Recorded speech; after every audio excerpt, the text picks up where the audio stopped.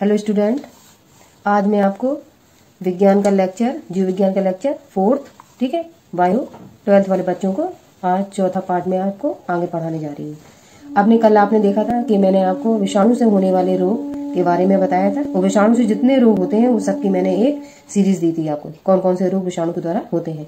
आज मैं उनमें से पहला इन्फ्लुएंजा ये आपको पढ़ा रही हूँ। आप जो इंटर के बच्चे हैं वो किस तरीके से नोट्स बना के आपको बोर्ड में लिखना है, किन शब्दों के नीचे आपको अंडरलाइन देनी है, कौन सी लाइन अंडरलाइन करनी, मैंने सब कुछ इसमें बताया है।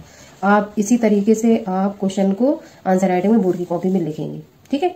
अब देखो कैसे मैंने लिखा हुआ है, ये आपको देखना है। बिल्कुल ऐसे ही आपको अपनी कॉपी पे इसको कॉपी करते जाना है और यहीं से आपको तैयार करना है किस तरीके से नोट्स आपके बनते हैं। अब पहला रोग आप देखिए, इन्फ्लुएंजा। इन्फ्लुएंजा कल मैंने आपको बताया था, जो इसका थर्ड पार्ट पढ़ाया था, इसमें मैंने आपको बताया था कि इन्फ्लुएंजा जो रोग होगा वो विषाणु के कारण होता है। अब इन्फ्लुएंजा का विषाणु कौन सा होता है जो इस रोग को करता है? आर्थोमिक्सो विषाणु। तो इन्फ्लुएंजा रोग आर्थोमिक्सो विषाणु के कारण होता है। तो देखो आर्थोमिक्सो विषाणु, मैंने ये इंपॉर्टेंट था, किसके कारण होता है इसको मैंने अंडरलाइन दी। आपको भी बोर्ड की कॉपी में ऐसे ही अंडरलाइन देनी है। अंडरलाइन का मतलब है जब भी एग्जामिनर आपकी कॉपी चेक करेगा और जो फैक्ट चीज है आपने क्लियर उसको लिखा हुआ है तो आपको यहीं से देख के इसी चीज में इतना आपने लिखा, इसी में आपको 1 नंबर वो दे देगा। फिर जो संक्रमण आपका जैसे पूछा गया, हमने आपको इसमें 3 नंबर के शॉर्ट बताए थे, 2 नंबर के बताए थे, 1 नंबर के बताए थे, ठीक है। तो ये आपका जो भी हमने लिखवाया है ये आपके 3 नंबर के शॉर्ट के आंसर हो गया। अब 3 नंबर में थोड़ा सा कम आप और करें, क्योंकि 35 शब्द से कम नहीं लिखना है। इसका मतलब है कि 40-50 शब्द हम लिख सकते हैं और बोर्ड की कॉपी आपकी इससे ज्यादा बड़ी होती है। तो आपका आधा पेज तो समथिंग दिखना चाहिए 3 नंबर में, ठीक है। तो आप इसमें रोग और उपचार में जो मैंने पॉइंट्स लिखे हैं 4, इनमें से आप पॉइंट्स 1 या 2 छोड़ सकते हो। तो आपका 35 शब्द 40 के ऊपर हो जाएगा। 35 शब्द तो कम से कम लिखना ही है और 35 से ऊपर होना चाहिए, 40-45 शब्द, ठीक है। तो इसमें से आप कम कर सकते हो, बाकी तो मैंने छोटा छोटा लिखा हूँ। और 2 नंबर में जब आप लिखोगे तो 2 नंबर में आप 2 पॉइंट डाल देना और 2 खत्म कर देना।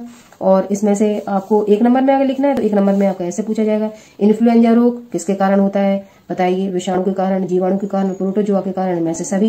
तो किसके कारण होता है? विषाणु का। तो आपको किस में टिक लगाना है? ऑब्जेक्टिव क्वेश्चन विषाणु।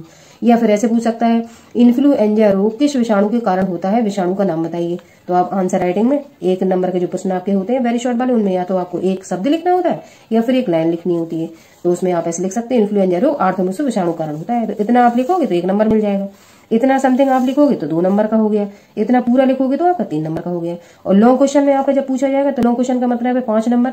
तो 5 नंबर में आप जब लिखोगे तो 5 नंबर में आप कम से कम 2.5 या 3 पेज आपको उसमें लिखना पड़ेगा, तब आपको 5 नंबर मिलेंगे। मैंने आपको सबसे पहले दिन सिलेबस डिस्कस किया था। सिलेबस डिस्कशन में मैंने आपको बताया था कि कौन सा प्रश्न कितने नंबर का आता है। जो बच्चे आज पहली बार देख रहे हैं वो सबसे पहले मेरा पहला वीडियो देखें, उसके बाद दूसरा, उसके बाद तीसरा, इसके बाद चौथा, तभी उनको समझ में आएगा कि मैं क्या पढ़ाने की कोशिश कर रही हूँ। अगर आप डायरेक्ट चौथा देखेंगे तो आपको कोई चीज समझ में नहीं आएगी।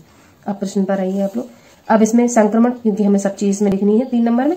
संक्रमण को इंग्लिश में इन्फेक्शन कहेंगे। इस रोग का संक्रमण मुख्यतः मानव के छींकने और खांसने से वायु में मुक्त छोटे छोटे बिंदु कणों, ड्रॉपलेट्स के द्वारा होता है। बिंदु कण जब हम खांसते हैं, छींकते हैं, तो जो भी आपके बिंदु कण होते हैं वो मुंह के माध्यम से दूसरा व्यक्ति जो खड़ा है या सांस के माध्यम से उसमें ये वायरस ट्रांसफर हो जाता है, तो उसको भी इन्फेक्शन हो सकता है। तीसरी आपकी हेडिंग है लक्षण। लक्षण को इंग्लिश में कहते हैं सिम्टम्स। ठंडे लगना, लक्षण क्या है, कैसे समझ में आता है कि हमको ये हो गया? ठंडे लगना, बुखार आना, ठीक है, सिरदर्द होना, छींकना, खांसना तथा सामान्य पेशी दर्द इस रोग के प्रमुख लक्षण। पेशी दर्द जहां जहां आपके ज्वाइंट है बॉडी में, ठीक है, उसमें मसल्स में पेन होता है, ठीक है। तो ये आपके लक्षण हो गए। अब अगली हेडिंग है रोकथाम एवं उपचार। रोकथाम की इंग्लिश है प्रोफाइलैक्सिस एवं की एंड उपचार के ट्रीटमेंट।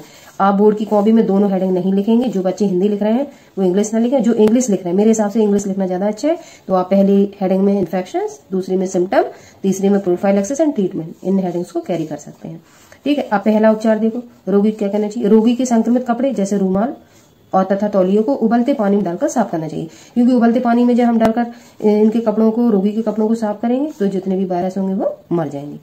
नाक पर यूकेलिप्टस के तेल से भी कपड़े का प्रयोग करना चाहिए। आप नाक पर आराम के लिए, जो नाक में आपके दर्द होगा क्योंकि आपको जुकाम है, तो यूकेलिप्टस के तेल का प्रयोग करें तो उससे आपको रिलीफ मिलेगा। ज्वर, फीवर की अवस्था में भोजन तरल रूप में पर्याप्त मात्रा में देना चाहिए। जब ज्वर को इंग्लिश में कहते हैं फीवर, बुखार, तो बुखार की अवस्था में भोजन कैसे? लिक्विड फॉर्म में देना चाहिए, क्योंकि लिक्विड फॉर्म का जो भी भोजन होगा तरल अवस्था वो जल्दी रोगी डाइजेस्ट कर लेता है।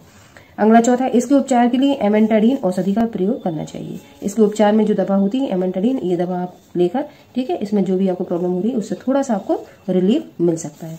आई होप आपको वीडियो समझ में आया किस तरीके से लिखना है।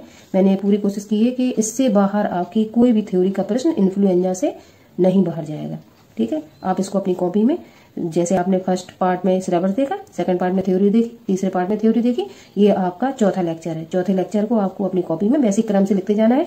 मैंने पार्ट भी डाला हुआ है, आप क्रम से उसको देख के अपनी कॉपी में कैरी करते जाए। जो 2023 के बच्चे हैं उनके लिए तो इम्पोर्टेंट है, और 2024 वाले बच्चे अभी अगर अभी से शुरू कर देंगे तो मैं पूरे नोट्स बनवाऊंगी 12th के, तो वो अपनी कॉपी में लिखते जाएंगे तो उन्हें इजीली नोट्स आपके, ठीक है। दूसरा, साधारण जुकाम, कॉमन कोल्ड।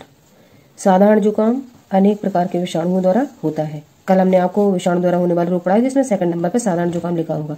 आप पीछे जो आप नोट्स बना रहे हैं उसमें देखेंगे, मैं क्रम से ही पढ़ा रही हूँ।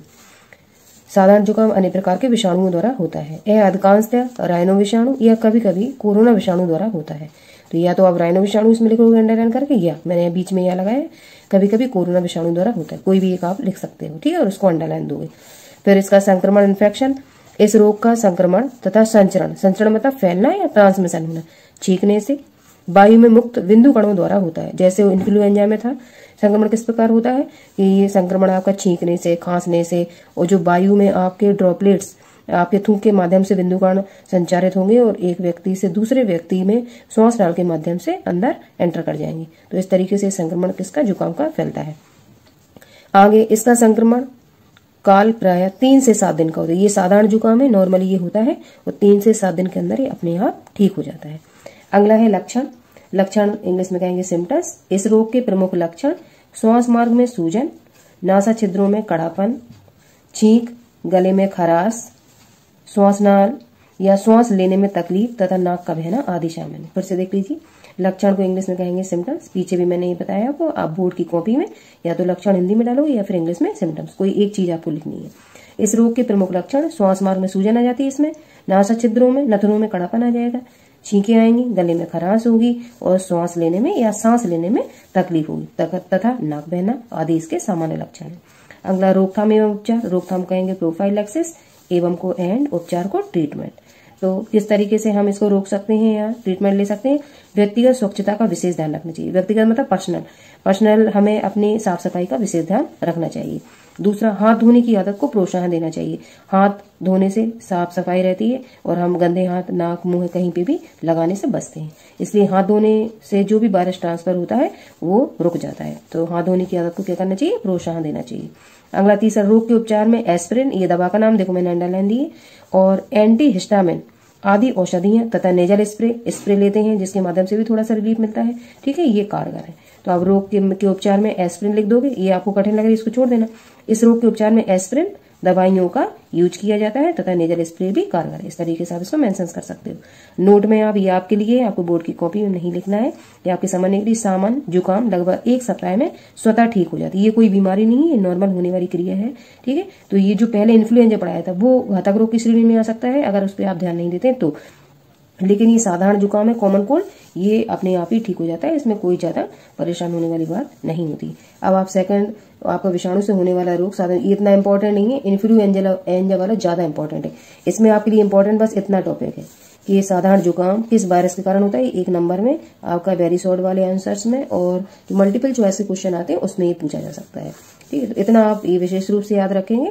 बाकी इन्फ्लुएंजा वाला ज्यादा इंपॉर्टेंट है, उससे प्रश्न आए हुए हैं, उसको आप ज्यादा तैयार करेंगे। इसको एक बार पढ़ने से भी आप इसके बारे में लिख सकते हैं, किस तरीके से हेडिंग मेंशन करनी है बोर्ड में आपको, वो भी आप देख सकते हो। इसके अलावा आपको कुछ नहीं लिखना, इससे आपका पूरा काम हो जाएगा। 3 नंबर में, 2 नंबर में, 1 नंबर में मल्टीपल चॉइस के क्वेश्चन होंगे उसमें भी, और 5 नंबर के जो क्वेश्चन आते हैं उसमें आप 4 विषाणु जनित होने वाले कोई रोग मैंने क्वेश्चन आपको करवाया है लिखना होता है। तो आप 3-4 में आपको 6-7 पढ़ाऊंगी, 3-4 उसमें कैरी करके ये आसानी से लिख सकते हो। अगर आपको वीडियो पसंद आती है तो आप इसे आप सब्सक्राइब कर सकते हैं, और नोटिफिकेशन पे आप बेल आइकन को प्रेस करेंगे तो आपके पास मैसेज भी जाएगा, क्योंकि मैं डेली एक लेक्चर आपको डालूंगी। Thank you for watching.